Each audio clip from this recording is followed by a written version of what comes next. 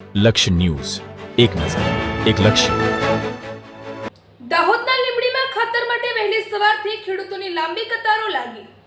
ચોમાસાની શરૂઆત થતાની સાથે જ ખેતરોમાં વાવણીની કામગીરી પૂરજોશમાં શરૂ થઈ ગઈ છે, પરંતુ વાવણીની સાથે જિલ્લામાં ફરી એકવાર ખાતરની ભારે અછત વર્તાઈ રહી છે. દાહોદના ગુરુ ગોવિંદ લીંબડી વિસ્તારમાં ખાતર મેળવવા માટે વહેલી સવારથી જ ખેડૂતોની ભારે ભીડ અને લાંબી કતારો જોવા મળી રહી છે. સ્થાનિક સૂત્રોના જણાવ્યા અનુસાર વાવણીનો સમય ચૂકવાઈ ન જાય તે માટે ખેડૂતો વહેલી સવારના 4 વાગ્યાથી જ ખાતર ખરીદવા માટે કતારોમાં ઊભા રહી જાય છે. ચાલુ સિઝને ખાતરની સર્જાયેલી અછતને કારણે ખેડૂતોમાં ભારે ચિંતા અને આક્રોશ જોવા મળી રહ્યો છે.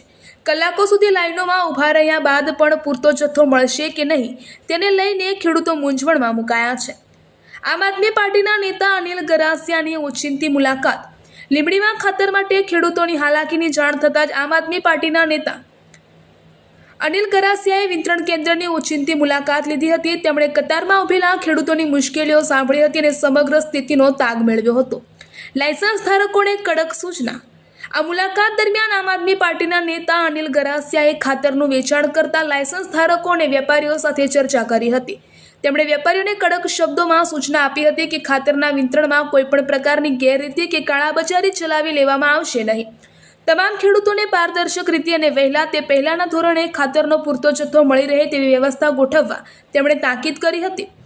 ખેડૂતોની માંગ છે કે તંત્ર દ્વારા તાત્કાલિક ધોરણે લીંબડી વિસ્તારમાં ખાતરનો પૂરતો જથ્થો ઉપલબ્ધ કરાવવામાં આવે જેથી વાવણીના સમયે ખેતી ખોરવાય નહીં.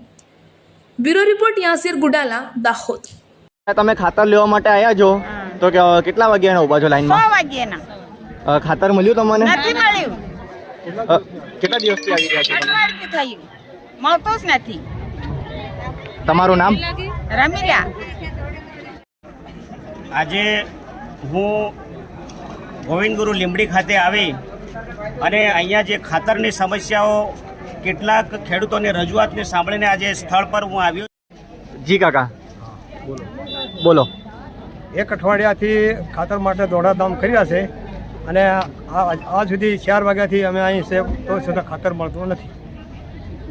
જે આ ખાતર સાથે જે બોટલ આપવામાં આવે છે કે કંઈ પડેકી આપવામાં આવે છે તેને લઈને તમે શું કહેશો? ના, એ બોટલો તો નથી આપી. પેલી હજી અમને હાલમાં મળી નથી. તમારું નામ? તાનસિંગભાઈ વીરાભાઈ મોટિયાણી. જી સર. જે આ ખાતર જે શોર્ટકટ પડી રહી છે તેને લઈને તમે શું કહેશો? અત્યારે તો અમે યુરિયા મંગાવીએ છીએ, ઓર્ડર દરેક કંપનીમાં આપેલા છે. હા, જેમ જેમ યુરિયા આવે છે તેમ તેમ અમે આપીએ છીએ અને દરેક ખેડૂતોને મળી રહે એ પ્રમાણે 2-3ની એવરેજ અમારે. જે ખાતર તમે આપો છો તેના માટે કઈ પોટલી પણ આપો છો? એની પોટલી હોય એ માઇક્રોરાઇઝર છે. એ શું, એમાં યુરિયા ઓછું યુઝ કરવાનું હોય છે, એટલા માટે માઇક્રોરાઇઝર છે. ઓપ્શનમાં અમે આપીએ છીએ, જેમને જે યોગ્ય લાગે એ પ્રમાણે.